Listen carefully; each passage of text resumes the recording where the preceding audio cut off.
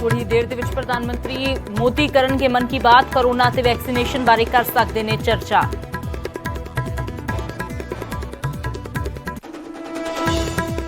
ਜੰਮੂ ਦੇ air force station ਤੇ ਹੋਏ 2 ਸ਼ੱਕੀ ਧਮਾਕੇ। ਸੂਤਰਾਂ ਦੇ ਹਵਾਲੇ ਤੋਂ ਖਬਰ, ਡਰੋਨ ਦੀ ਮਦਦ ਨਾਲ ਡਿਗਾਏ ਗਏ ਆਈਈਡੀ। ਸੁਰੱਖਿਆ ਬਲਾਂ ਨੇ 2 ਸ਼ੱਕੀ ਕੀਤੇ ਗ੍ਰਿਫਤਾਰ।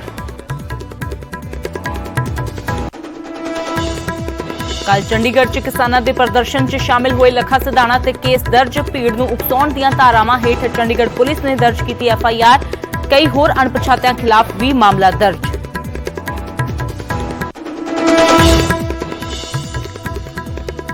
ਲੁਧਿਆਣਾ ਦੀ ਕੇਂਦਰੀ ਜੇਲ੍ਹ 'ਚ ਹੋਈ ਹੁੱਕਾ ਪਾਰਟੀ ਦੇ ਮਾਮਲੇ 'ਚ ਵੱਡੀ ਕਾਰਵਾਈ। ਅਸਿਸਟੈਂਟ ਸੁਪਰੀਡੈਂਟ ਨੂੰ ਕੀਤਾ ਗਿਆ ਸਸਪੈਂਡ। ਹੈੱਡ ਵਾਰਡਨ ਅਤੇ ਵਾਰਡਨ ਤੇ ਵੀ ਡਿੱਗੀ ਗਾਜ। ਪਟਿਆਲਾ 'ਚ ਇਨਸਾਨੀਅਤ ਹੋਈ ਸ਼ਰਮਸਾਰ। 2 ਔਰਤਾਂ ਨੇ ਸਕੂਟੀ ਤੇ ਬੈਠ ਕੇ ਕੁੱਤੇ ਨੂੰ ਘਸੀਟਿਆ। ਸੀਸੀਟੀਵੀ ਦੇ ਵਿੱਚ ਕੈਦ ਹੋਈਆਂ ਪਰੇਸ਼ਾਨ ਕਰ ਦੇਣ ਵਾਲੀਆਂ ਤਸਵੀਰਾਂ। ਜਲੰਧਰ 'ਚ ਵਾਪਰਿਆ ਵੱਡਾ ਹਾਦਸਾ। ਹਾਈ ਵੋਲਟੇਜ ਤਾਰਾਂ ਦੀ ਲਪੇਟ 'ਚ ਆਇਆ 13 ਸਾਲ ਦਾ ਬੱਚਾ। 90% ਤੱਕ ਝੁਲਸਿਆ, ਹਾਲਤ ਗੰਭੀਰ।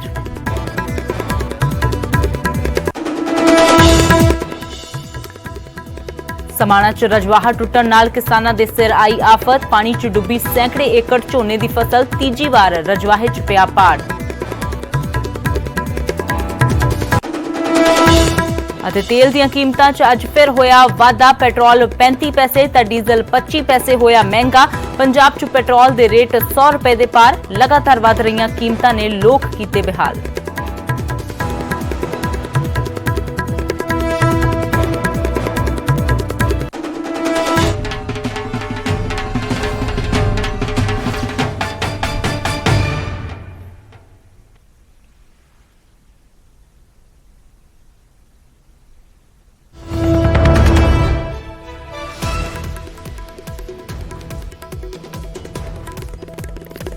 तो थोड़ी ही देर में प्रधानमंत्री नरेंद्र मोदी।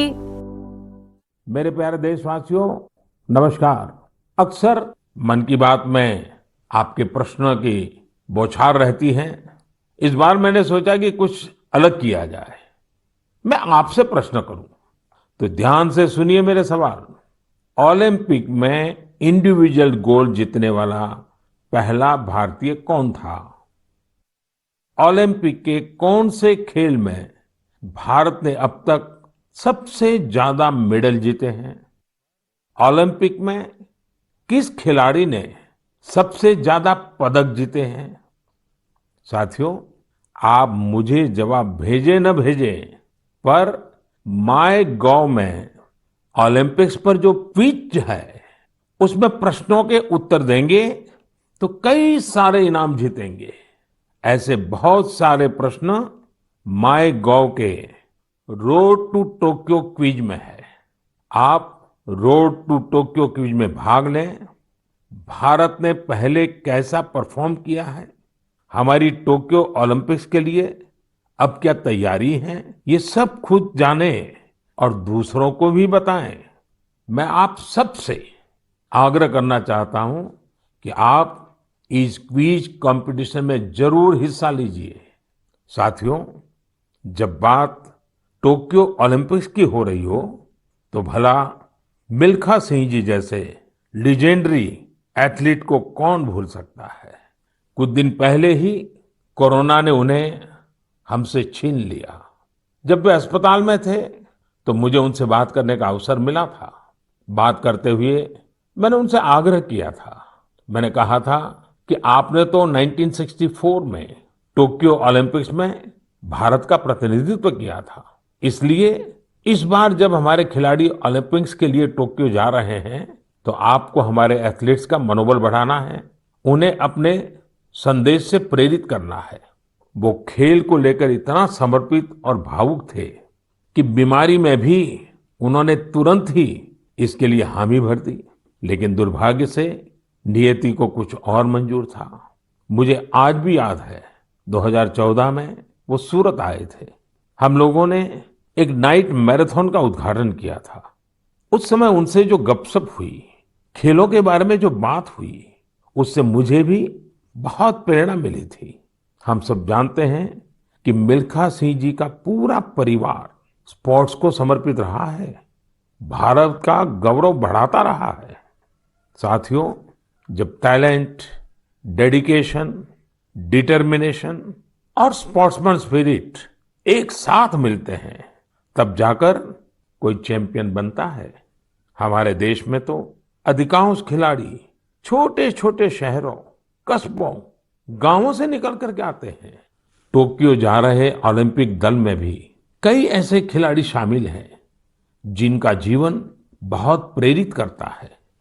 हमारे प्रवीण जाधव जी के बारे में आप सुनेंगे तो आपको भी लगेगा कि कितने कठिन संघर्षों से गुजरते हुए प्रवीण जी यहाँ पहुंचे हैं। प्रवीण जाधव जी महाराष्ट्र के सातारा जिले के एक गांव के रहने वाले हैं। वो आर्चरी के बेहतरीन खिलाड़ी हैं। उनके माता पिता मजदूरी कर परिवार चलाते हैं और अब उनका बेटा अपना पहला ओलंपिक्स खेलने टोक्यो जा रहा है। ये सिर्फ उनके माता पिता ही नहीं, हम सभी के लिए कितने गौरव की बात है। ऐसे ही एक और खिलाड़ी हैं हमारी नेहा गोयल जी। नेहा टोक्यो जा रही महिला हॉकी टीम की सदस्य हैं। उनकी माँ और बहनें साइकिल की फैक्ट्री में काम करके परिवार का खर्च जुटाती हैं। नेहा की तरह ही दीपिका कुमारी जी के जीवन का सफर भी उतार चढ़ाव भरा रहा है। दीपिका के पिता ऑटो रिक्शा चलाते हैं और उनकी माँ नर्स हैं। और अब देखिए, दीपिका अब टोक्यो ओलंपिक्स में भारत की तरफ से एकमात्र महिला तीरंदाज है। कभी विश्व की नंबर 1 तीरंदाज रही दीपिका के साथ हम सबकी शुभकामना है। साथियों, जीवन में हम जहां भी पहुंचते हैं, जितनी भी ऊंचाई प्राप्त करते हैं, जमीन से ये जुड़ाव हमेशा हमें अपनी जड़ों से बांधे रखता है। संघर्ष के दिनों के बाद मिली सफलता का आनंद भी कुछ और ही होता है। टोक्यो जा रहे हमारे खिलाड़ियों ने बचपन में साधनों, संसाधनों की हर कमी का सामना किया, लेकिन वो डटे रहे, जुटे रहे। उत्तर प्रदेश के मुजफ्फरनगर की प्रियंका गोस्वामी जी का जीवन भी बहुत सीख देता है। प्रियंका के पिता बस कंडक्टर है। बचपन में प्रियंका को वो बैग बहुत पसंद था जो मेडल पाने वाली खिलाड़ियों को मिलता है। इसी आकर्षण में उन्होंने पहली बार रेस वॉकिंग प्रतियोगिता में हिस्सा लिया था। अब आज वो इसकी बड़ी चैंपियन है। जैवलिन थ्रो में भाग लेने वाले शिवपाल सिंह जी बनारस के रहने वाले हैं। शिवपाल जी का तो पूरा परिवार ही इस खेल से जुड़ा हुआ है। इनके पिता, चाचा और भाई सभी भाला फेंकने में एक्सपर्ट हैं। परिवार की यही परंपरा उनके लिए टोक्यो ओलंपिक्स में काम आने वाली है। टोक्यो ओलंपिक के लिए जा रहे हैं चिराग शेट्टी और उनके पार्टनर सात्विक साईराज का हौसला भी प्रेरित करने वाला है। हाल ही में चिराग के नाना जी का कोरोना से निधन हो गया था। सात्विक भी खुद पिछले साल कोरोना पॉजिटिव हो गए थे, लेकिन इन मुश्किलों के बाद भी ये दोनों मेंस डबल शटल कंपटीशन में अपना सर्वश्रेष्ठ देने की तैयारी में जुटे हैं। एक और खिलाड़ी से मैं आपका परिचय कराना चाहूंगा। यह है हरियाणा के भिवानी के मनीष कौशिक जी। मनीष जी खेती किसानी वाले परिवार से आते हैं। बचपन में खेतों में काम करते करते मनीष को बॉक्सिंग का शौक हो गया था। आज ये शौक उन्हें टोक्यो ले जा रहा है। एक और खिलाड़ी हैं सीए भवानी देवी जी। नाम भवानी है और ये तलवारबाजी में एक्सपर्ट है। चेन्नई के रहने वाली भवानी पहली भारतीय फेंसर है जिन्होंने ओलंपिक में क्वालिफाई किया है। मैं कहीं पढ़ रहा था कि भवानी जी की ट्रेनिंग जारी रहे, इसके लिए उनकी मां ने अपने गहने तक गिरवी रख दिए थे। साथियों, ऐसे तो अनगिनत नाम है, लेकिन मन की बात में मैं आज कुछ ही नामों का जिक्र कर पाया हूं। टोक्यो जा रहे हर खिलाड़ी का अपना संघर्ष रहा है, बरसों की मेहनत रही है। वो सिर्फ अपने लिए ही नहीं जा रहे, बल्कि देश के लिए जा रहे हैं। इन खिलाड़ियों को भारत का गौरव भी बढ़ाना है और लोगों का दिल भी जीतना है। और इसलिए मेरे देशवासियों, मैं आपको भी एक सलाह देना चाहता हूं। हमें जाने अनजाने में भी हमारे इन खिलाड़ियों पर दबाव नहीं बनाना है, बल्कि खुले मन से इनका साथ देना है। हर खिलाड़ी का उत्साह बढ़ाना है। सोशल मीडिया पर आप हैशटैग चीयर फॉर इंडिया के साथ अपने इन खिलाड़ियों को शुभकामनाएं दे सकते हैं। आप कुछ और भी इनोवेटिव करना चाहें तो वो भी जरूर करें। अगर आपको कोई ऐसा आइडिया आता है जो हमारे खिलाड़ियों के लिए देश को मिलकर करना चाहिए, तो वो आप मुझे जरूर भेजिएगा। हम सब मिलकर टोक्यो जाने वाले अपने खिलाड़ियों को सपोर्ट करेंगे। Cheer for India, cheer for India, cheer for India. मेरे प्यारे देशवासियों, कोरोना के खिलाफ हम देशवासियों की लड़ाई जारी है, लेकिन इस लड़ाई में हम सब साथ मिलकर कई असाधारण मुकाम भी हासिल कर रहे हैं। अभी कुछ दिन पहले ही हमारे देश ने एक अभूतपूर्व काम किया है। 21 जून को वैक्सीन अभियान के अगले चरण की शुरुआत हुई और उसी दिन देश ने 86 लाख से ज्यादा लोगों को मुफ्त वैक्सीन लगाने का रिकॉर्ड भी बना दिया, और वो भी एक दिन में। इतनी बड़ी संख्या में भारत सरकार की तरफ से मुफ्त वैक्सीनेशन, और वो भी एक दिन में, स्वाभाविक है इसकी चर्चा भी खूब हुई है। साथियों, एक साल पहले सबके सामने सवाल था कि वैक्सीन कब आएगी। आज हम एक दिन में लाखों लोगों को मेड इन इंडिया वैक्सीन मुफ्त में लगा रहे हैं, और यही तो नए भारत की ताकत है। साथियों, वैक्सीन की सेफ्टी देश के हर नागरिक को मिले, हमें लगातार प्रयास करते रहना है। कई जगहों पर वैक्सीन हेजिटेंसी को खत्म करने के लिए कई संगठन, सिविल सोसाइटी के लोग आगे आए हैं और सब मिलकर के बहुत अच्छा काम कर रहे हैं। चलिए हम भी आज एक गांव में चलते हैं और उन्हीं लोगों से बात करते हैं वैक्सीन के बारे में। मध्य प्रदेश के बैतूल जिले के डुलारिया गांव चलते हैं। हेलो। नमस्कार। नमस्ते जी। मेरा नाम राजेश हिरावे, ग्राम पंचायत डुलारिया, भीमपुर ब्लॉक। राजेश जी, मैंने फोन इसलिए किया कि मैं जानना चाहता था कि अभी आपके गांव में अब कोरोना की क्या स्थिति है। सर, यहाँ पे कोरोना की स्थिति तो अभी ऐसा कुछ नहीं है यहाँ। अभी लोग बीमार नहीं है। जी। गांव की जनसंख्या कितनी है, कितने लोग हैं गांव में? गांव में 462 पुरुष है और 332 महिलाएं।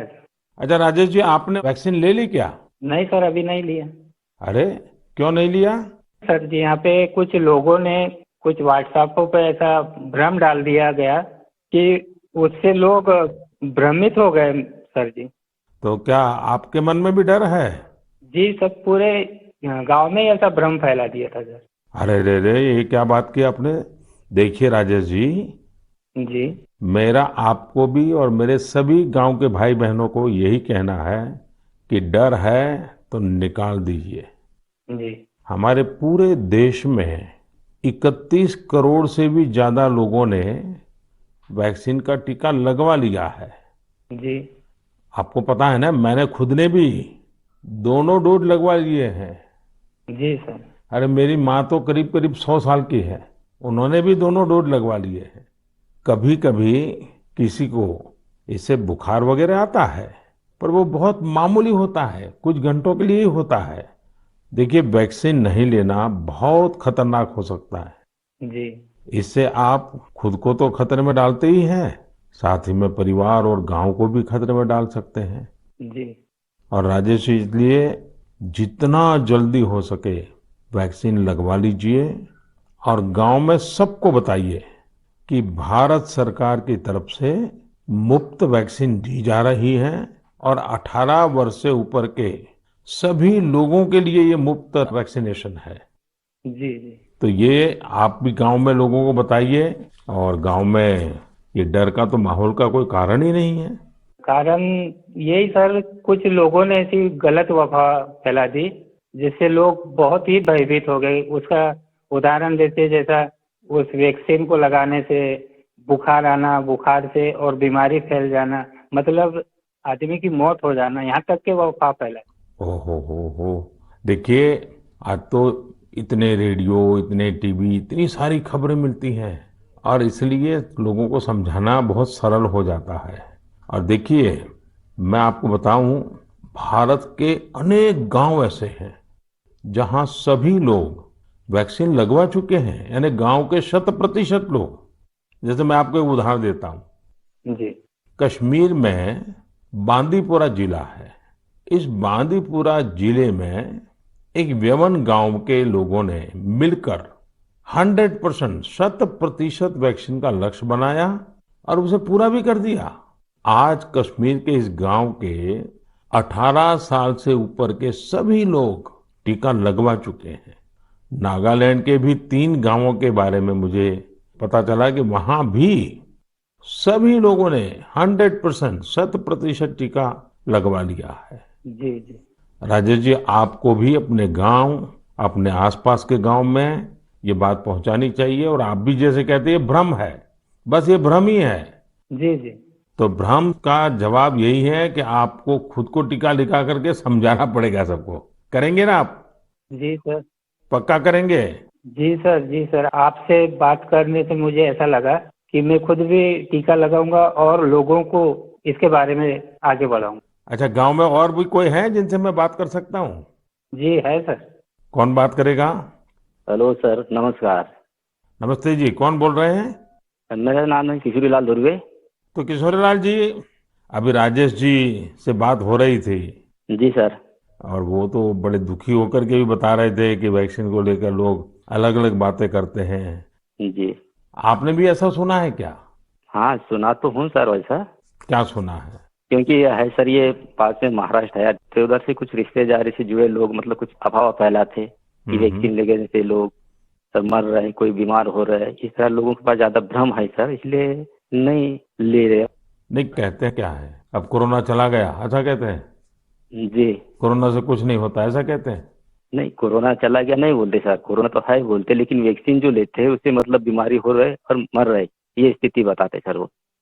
अच्छा, वैक्सीन के कारण मर रहे हैं? अपना क्षेत्र आदिवासी क्षेत्र है सर, ऐसे भी लोग इसमें जल्दी डरते हैं, जो भ्रम फैला देते इस कारण से, मतलब लोग नहीं ले रहे सर वैक्सीन। देखिए किशोरलाल जी, जी हाँ सर। ये अफवाहें फैलाने वाले लोग तो अफवाहें फैलाते रहेंगे। जी। हमें तो जिंदगी बचानी है, अपने गांव वालों को बचाना है, अपने देशवासियों को बचाना है। और ये अगर कोई कहता है कि कोरोना चला गया, तो ये भ्रम में मत रहिए। जी। ये बीमारी ऐसी है, ये बहुरूपिये वाली है। जी सर। वो रूप बदलती है, नए नए रंग रूप करके पहुंच जाती है। जी। और उसमें बचने के लिए हमारे पास 2 रास्ते हैं।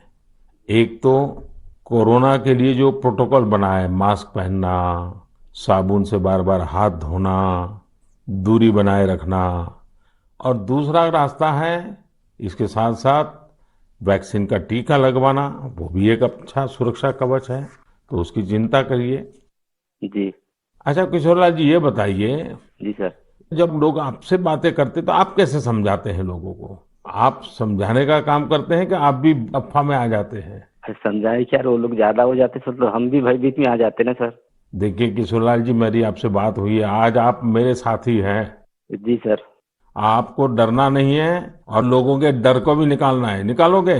जी, निकालेंगे सर, लोगों के डर को भी निकालेंगे सर, मैं स्वयं भी खुद लगाऊंगा। देखिए, अफवाहों पर बिल्कुल ध्यान न दें। जी। आप जानते हैं हमारे वैज्ञानिकों ने कितनी मेहनत करके वैक्सीन बनाई है।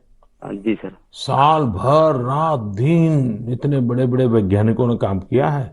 और इसलिए हमें विज्ञान पे भरोसा करना चाहिए, वैज्ञानिकों पर भरोसा करना चाहिए। और ये झूठ फैलाने वाले लोगों को बार बार समझाना चाहिए कि देखिए भाई, ऐसा नहीं होता है, इतने लोगों ने वैक्सीन ले लिया है, कुछ नहीं होता है। जी। और अफवाहों से बहुत बच करके रहना चाहिए, गांव को भी बचाना चाहिए। जी। और राजेश जी, किशोरलाल जी, आप जैसे साथियों को तो मैं कहूंगा कि आप अपने ही गांव में नहीं और गांवों में भी इन अफवाहों को रोकने का काम कीजिए और लोगों को बताइए मेरे से बात हुई है। जी सर। बता दीजिए, मेरा नाम बता दीजिए। बताएंगे सर, और समझाएंगे लोगों को, और स्वयं भी लेंगे। देखिए, आपके पूरे गांव को मेरी तरफ से शुभकामनाएं दीजिए जी सर। और सभी से कहिए कि जब भी अपना नंबर आए जी। वैक्सीन जरूर लगवाएं। ठीक है सर। मैं चाहूंगा कि गांव की महिलाओं को, हमारी माताओं बहनों को जी सर। इस काम में ज्यादा से ज्यादा जोड़िए और सक्रियता के साथ उनको साथ रखिए। जी। कभी कभी माताएं बहनें बात कहती है ना, लोग जल्दी मान जाते हैं। जी। आपके गांव में जब टीकाकरण पूरा हो जाए तो मुझे बताएंगे आप? हाँ बताएंगे सर। पक्का बताएंगे? जी। देखिए, मैं इंतजार करूंगा आपकी चिट्ठी का। जी सर। चलिए राजेश जी, किशोर जी, बहुत बहुत धन्यवाद, आपसे बात करने का मौका मिला। धन्यवाद सर, आपने हम बात किया है। बहुत बहुत धन्यवाद आपको भी। साथियों, कभी ना कभी ये विश्व के लिए केस स्टडी का विषय बनेगा कि भारत के गांव के लोगों ने, हमारे वनवासी आदिवासी भाई बहनों ने इस कोरोना काल में किस तरह अपने सामर्थ्य और सूझबूझ का परिचय दिया। गांव के लोगों ने क्वारंटाइन सेंटर बनाए, स्थानीय जरूरतों को देखते हुए कोविड प्रोटोकॉल बनाए। गांव के लोगों ने किसी को भूखा नहीं सोने दिया, खेती का काम भी रुकने नहीं दिया। नजदीक के शहरों में दूध, सब्जियां, ये सब हर रोज पहुंचता रहे, ये भी गांव ने सुनिश्चित किया। यानी खुद को संभाला, औरों को भी संभाला। ऐसे ही हमें वैक्सीनेशन अभियान में भी करते रहना है। हमें जागरूक रहना भी है और जागरूक करना भी है। गांव में हर एक व्यक्ति को वैक्सीन लग जाए, ये हर गांव का लक्ष्य होना चाहिए। याद रखिए, और मैं तो आपको खास रूप से कहना चाहता हूं, आप एक सवाल अपने मन में पूछिए। हर कोई सफल होना चाहता है, लेकिन निर्णायक सफलता का मंत्र क्या है? निर्णायक सफलता का मंत्र है निरंतरता। इसलिए हमें सुस्त नहीं पड़ना है, किसी भ्रांति में नहीं रहना है।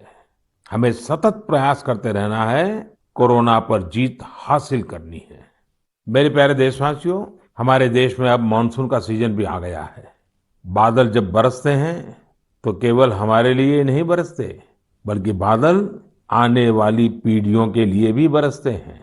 बारिश का पानी जमीन में जाकर इकट्ठा भी होता है, जमीन के जल स्तर को भी सुधारता है। और इसलिए मैं जल संरक्षण को देश सेवा का ही एक रूप मानता हूं। आपने भी देखा होगा, हम में से कई लोग इस पुण्य को अपनी जिम्मेदारी मानकर लगे रहे हैं। ऐसे ही एक शख्स हैं उत्तराखंड के पौड़ी गढ़वाल के सच्चिदानंद भारती जी। भारती जी एक शिक्षक हैं और उन्होंने अपने कार्यों से भी लोगों को बहुत अच्छी शिक्षा दी है। आज उनकी मेहनत से ही पौड़ी गढ़वाल के उफरैंखाल क्षेत्र में पानी का बड़ा संकट समाप्त हो गया। जहां लोग पानी के लिए तरसते थे, वहां आज साल भर जल की आपूर्ति हो रही है। साथियों, पहाड़ों में जल संरक्षण का एक पारंपरिक तरीका रहा है, जिसे चाल खाल भी कहा जाता है। यानी पानी जमा करने के लिए बड़ा सा गड्ढा खोदना। इस परंपरा में भारती जी ने कुछ नए तौर तरीकों को जोड़ दिया। उन्होंने लगातार छोटे बड़े तालाब बनवाए। इससे न सिर्फ उफरैंखाल की पहाड़ी हरी भरी हुई, बल्कि लोगों की पेयजल की दिक्कत भी दूर हो गई। आप ये जानकर हैरान रह जाएंगे कि भारती जी ऐसी 30,000 से अधिक जल तलैया बनवा चुके हैं। 30,000। उनका ये भगीरथ कार्य आज भी जारी है और अनेक लोगों को प्रेरणा दे रहे हैं। साथियों, इसी तरह यूपी के बांदा जिले में अंधाव गांव के लोगों ने भी एक अलग ही तरह का प्रयास किया है। उन्होंने अपने अभियान को बड़ा ही दिलचस्प नाम दिया है, खेत का पानी खेत में, गांव का पानी गांव में। इस अभियान के तहत गांव के कई 100 बीघे खेतों में ऊंची ऊंची मेड़ बनाई गई है। इससे बारिश का पानी खेत में इकट्ठा होने लगा और जमीन में जाने लगा। अब ये सब लोग खेतों की मेड़ पर पेड़ लगाने की भी योजना बना रहे हैं। यानी अब किसानों को पानी, पेड़ और पैसा तीनों मिलेगा। अपने अच्छे कार्यों से पहचान तो उनके गांव की दूर दूर तक वैसे भी हो रही है। साथियों, इन सभी से प्रेरणा लेते हुए हम अपने आसपास जिस भी तरह से पानी बचा सकते हैं, हमें बचाना चाहिए। मानसून के इस महत्वपूर्ण समय को हमें गंवाना नहीं है। मेरे प्यारे देशवासियों, हमारे शास्त्रों में कहा गया है, नास्ति मूलम अनौषधम, अर्थात पृथ्वी पर ऐसी कोई वनस्पति ही नहीं है जिसमें कोई न कोई औषधीय गुण न हो।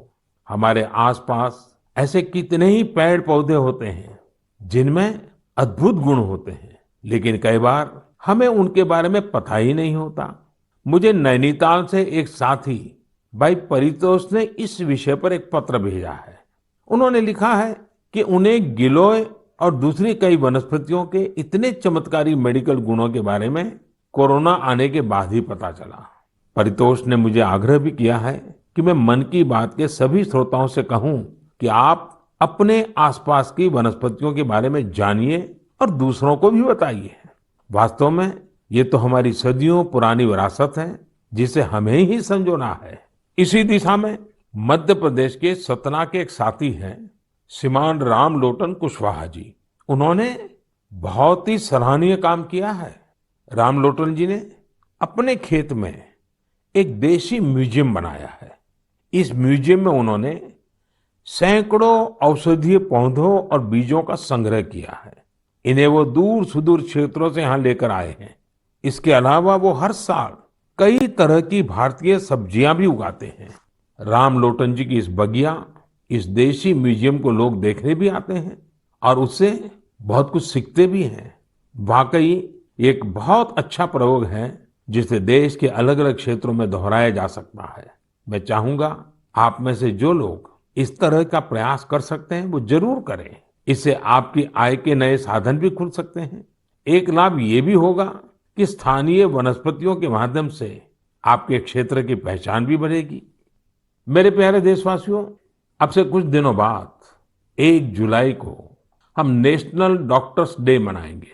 ये दिन देश के महान चिकित्सक और स्टेट्समैन डॉक्टर बीसी राय की जन्म जयंती को समर्पित है। कोरोना काल में डॉक्टर्स के योगदान के हम सब आभारी हैं। हमारे डॉक्टर्स ने अपनी जान की परवाह न करते हुए हमारी सेवा की है। इसलिए इस बार नेशनल डॉक्टर्स डे और भी खास हो जाता है। साथियों, मेडिसिन की दुनिया के सबसे सम्मानित लोगों में से एक हिपोक्रेट्स ने कहा था, wherever the art of medicine is loved, there is also a love of humanity. यानी जहां आर्ट ऑफ मेडिसिन के लिए प्रेम होता है, वहां मानवता के लिए भी प्रेम होता है। डॉक्टर्स इसी प्रेम की शक्ति से ही हमारी सेवा कर पाते हैं। इसलिए हमारा ये दायित्व है कि हम उतने ही प्रेम से उनका धन्यवाद करें, उनका हौसला बढ़ाएं। वैसे हमारे देश में कई लोग ऐसे भी हैं जो डॉक्टर्स की मदद के लिए आगे बढ़कर काम करते हैं। श्रीनगर से एक ऐसे ही प्रयास के बारे में मुझे पता चला। यहाँ डल झील में एक बोट एम्बुलेंस सर्विस की शुरुआत की गई। इस सेवा को श्रीनगर के तारिक अहमद पटलू जी ने शुरू किया, जो एक हाउस बोट ओनर है। उन्होंने खुद भी कोविड-19 से जंग लड़ी है और इसी से उन्हें एम्बुलेंस सर्विस शुरू करने के लिए प्रेरित किया। उनकी इस एम्बुलेंस से लोगों को जागरूक करने का अभियान भी चल रहा है। वो लगातार एम्बुलेंस से अनाउंसमेंट भी कर रहे हैं। कोशिश यही है कि लोग मास्क पहनने से लेकर दूसरी हर जरूरी सावधानी बरतें। साथियों, डॉक्टर्स डे के साथ ही 1 जुलाई को चार्टर्ड अकाउंटेंट्स डे भी मनाया जाता है। मैंने कुछ वर्ष पहले देश के चार्टर्ड अकाउंटेंट्स से ग्लोबल लेवल की भारतीय ऑडिट फर्म्स का उपहार मांगा था। आज मैं उन्हें इसकी याद दिलाना चाहता हूँ। अर्थव्यवस्था में पारदर्शिता लाने के लिए चार्टर्ड अकाउंटेंट्स बहुत अच्छी और सकारात्मक भूमिका निभा सकते हैं। मैं सभी चार्टर्ड अकाउंटेंट्स, उनके परिवार के सदस्यों को अपनी शुभकामनाएं देता हूँ। मेरे प्यारे देशवासियों, कोरोना के खिलाफ भारत की लड़ाई की एक बड़ी विशेषता है। इस लड़ाई में देश के हर व्यक्ति ने अपनी भूमिका निभाई है। मैंने मन की बात में अक्सर इसका जिक्र किया है, लेकिन कुछ लोगों को शिकायत भी रहती है कि उनके बारे में उतनी बात नहीं हो पाती है। अनेक लोग, चाहे बैंक स्टाफ हो, टीचर्स हो छोटे व्यापारी या दुकानदार हो, दुकानों में काम करने वाले लोग हों, रेहड़ी पटरी वाले भाई बहन हो, सिक्योरिटी वॉचमैन या फिर पोस्टमैन और पोस्ट ऑफिस के कर्मचारी। दरअसल यह लिस्ट बहुत ही लंबी है और हर किसी ने अपनी भूमिका निभाई है। शासन प्रशासन में भी कितने ही लोग अलग अलग स्तर पर जुटे रहे हैं।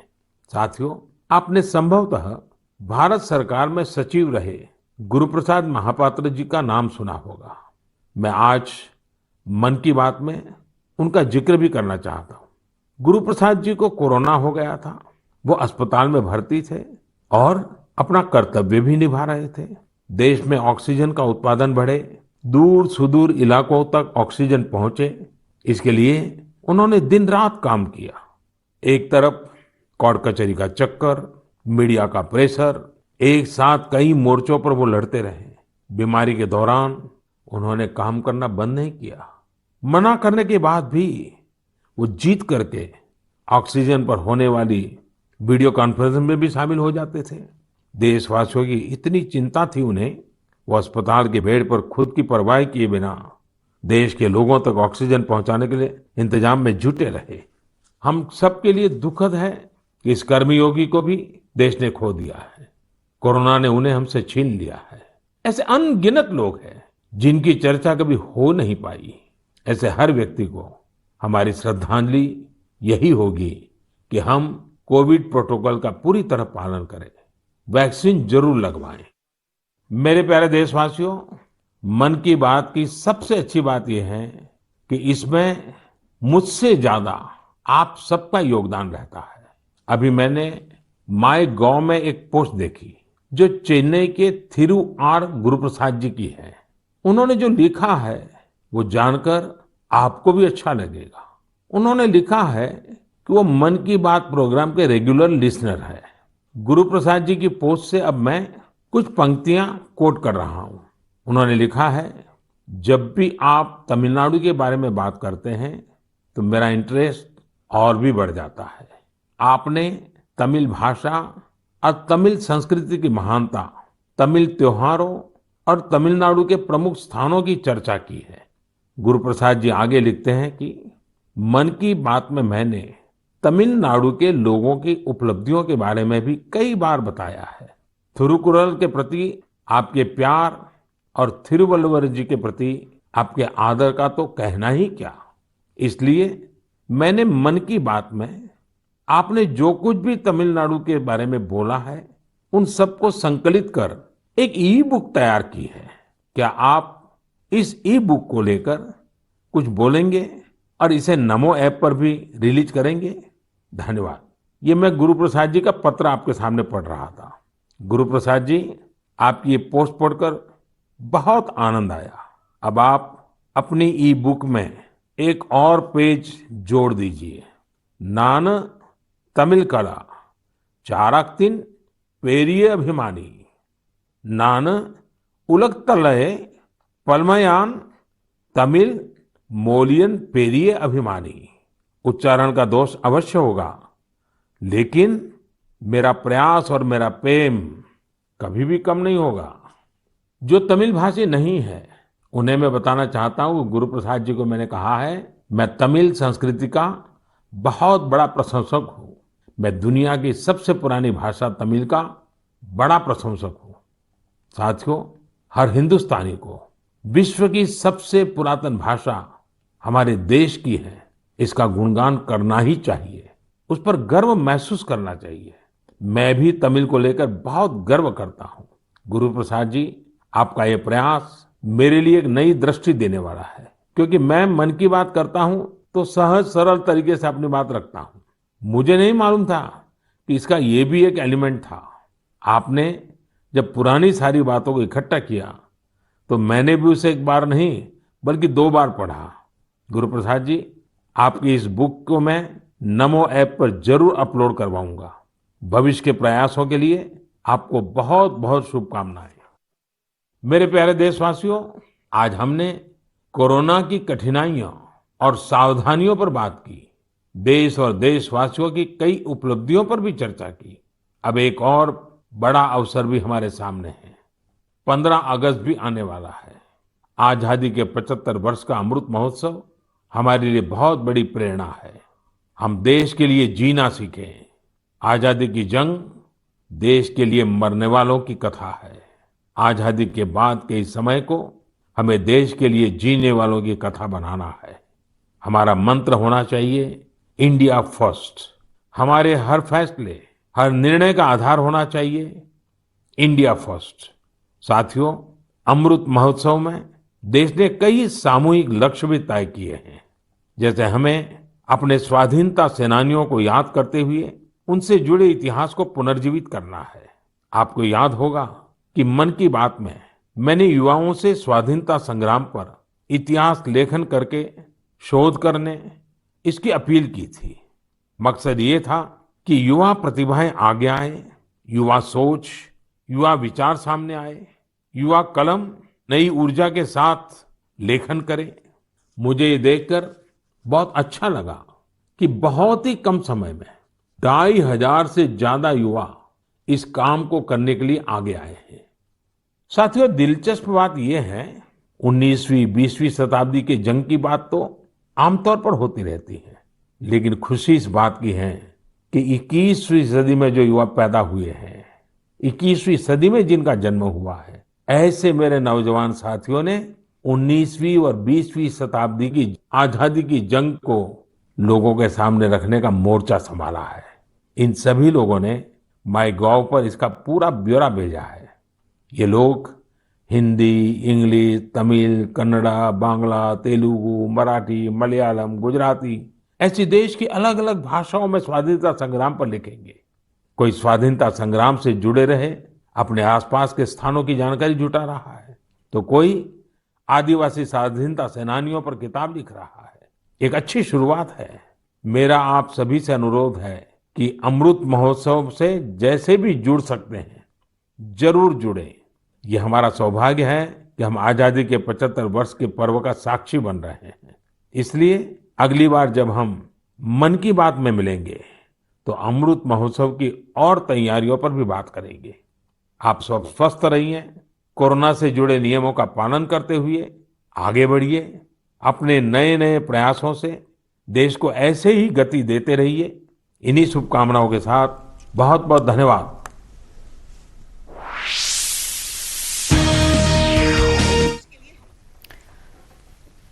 प्रधानमंत्री ਦੇ ਵੱਲੋਂ ਮਨ ਕੀ ਬਾਤ ਕੀਤੀ ਗਈ ਤੇ ਇਸ ਦੌਰਾਨ ਵੈਕਸੀਨੇਸ਼ਨ ਨੂੰ ਲੈ ਕੇ ਚਰਚਾ ਕੀਤੀ ਗਈ। ਸ਼ੁਰੂਆਤ ਦੇ ਵਿੱਚ ਹੀ ਪ੍ਰਧਾਨ ਮੰਤਰੀ ਨੇ ਮਿਲਖਾ ਸਿੰਘ ਨੂੰ ਯਾਦ ਕੀਤਾ ਤੇ ਕਿਹਾ ਕਿ ਮਿਲਖਾ ਸਿੰਘ ਦਾ ਜੋ ਜਜ਼ਬਾ ਸੀ ਖੇਡ ਦੇ ਪ੍ਰਤੀ, ਉਹਨਾਂ ਦਾ ਜੋ ਇੱਕ ਜੋਸ਼ ਜਨੂਨ ਸੀ, ਉਹ ਹਮੇਸ਼ਾ ਅੱਗੇ ਆਉਣ ਵਾਲੇ ਖਿਡਾਰੀਆਂ ਦੇ ਲਈ ਇੱਕ ਮਿਸਾਲ ਸਾਬਤ ਹੋਵੇਗਾ। ਤੇ ਇਸ ਦੇ ਨਾਲ ਹੀ ਵੈਕਸੀਨੇਸ਼ਨ ਨੂੰ ਲੈ ਕੇ ਜਿਨ੍ਹਾਂ ਲੋਕਾਂ ਦੇ ਮਨ ਦੇ ਵਿੱਚ ਡਰ ਹੈ, ਜਿੱਥੇ ਅਫਵਾਹਾਂ ਫੈਲਾਈਆਂ ਜਾ ਰਹੀਆਂ ਨੇ, ਉਹਨਾਂ ਲੋਕਾਂ ਨੂੰ ਇਹਨਾਂ ਅਫਵਾਹਾਂ ਤੋਂ ਬਚ ਕੇ ਵੈਕਸੀਨ ਲਗਵਾਉਣ ਦੀ ਜੋ ਅਪੀਲ ਹੈ ਪ੍ਰਧਾਨ ਮੰਤਰੀ ਕਰਦੇ ਹੋਏ ਨਜ਼ਰ ਆਏ ਨੇ। ਖਾਸ ਤੌਰ ਤੇ ਉਹਨਾਂ ਇਲਾਕਿਆਂ ਦੇ ਵਿੱਚ ਜਿੱਥੇ ਅਜੇ ਵੀ ਲੋਕਾਂ ਦੇ ਵਿੱਚ ਜਾਗਰੂਕਤਾ ਦੀ ਘਾਟ ਹੈ, ਉੱਥੇ ਪ੍ਰਧਾਨ ਮੰਤਰੀ ਨੇ ਫੋਨ ਤੇ ਗੱਲਬਾਤ ਕਰਕੇ ਲੋਕਾਂ ਨੂੰ ਵੈਕਸੀਨ ਲਗਵਾਉਣ ਤੇ ਲਈ ਕਿਹਾ ਹੈ।